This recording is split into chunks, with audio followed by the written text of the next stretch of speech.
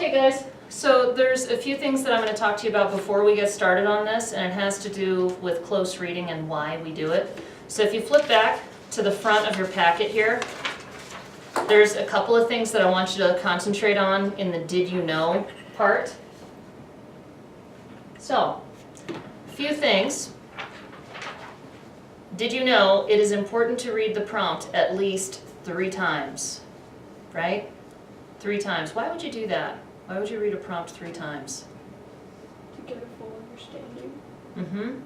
Right, you would want to have a full understanding of what you're being asked, right? What you're being asked to do.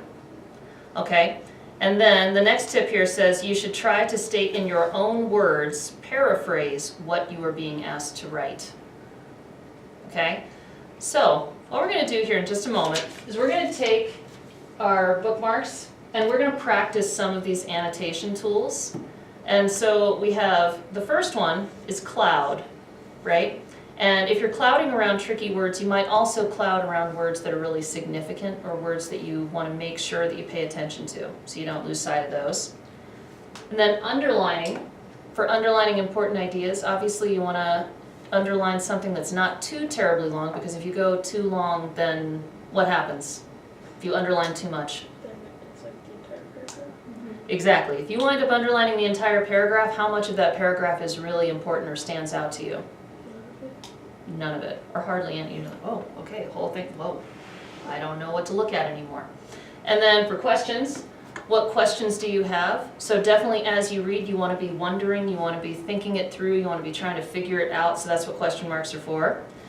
Things that surprised you. So if you see something in there where you go, oh, I didn't expect that, oh, that sounds unusual, wow, that's a different fact than what I'm used to, that might get an exclamation point. And then this last one for connects to important idea. If you draw an arrow or something like that for a connection, that can be a good idea. And you know from language arts classes that there are 3 types of connections, right? Right, there's the connection where it's Text to self. Text to self. World and text to text. Yeah, text to world and text to text. Perfect. Okay, so any one of those you would use an arrow. Okay, but anyway, what we're going to do here, let's go back. Let's take a look at our prompt up here for a second, and let's practice using these tools.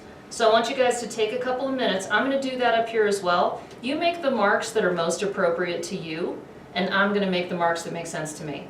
Okay?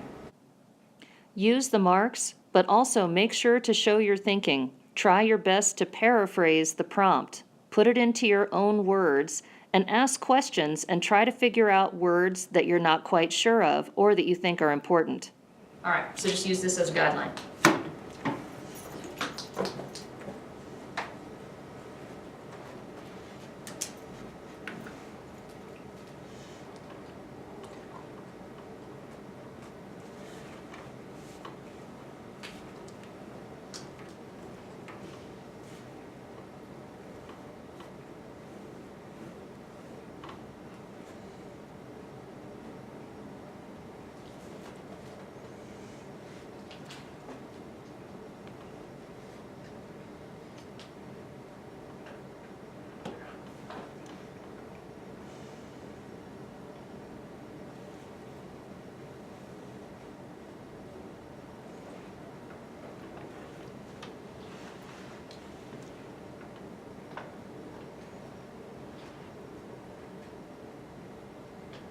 And don't forget the part about reading it over 3 times, right? You want to really digest it, and also you want to try to put it into your own words too.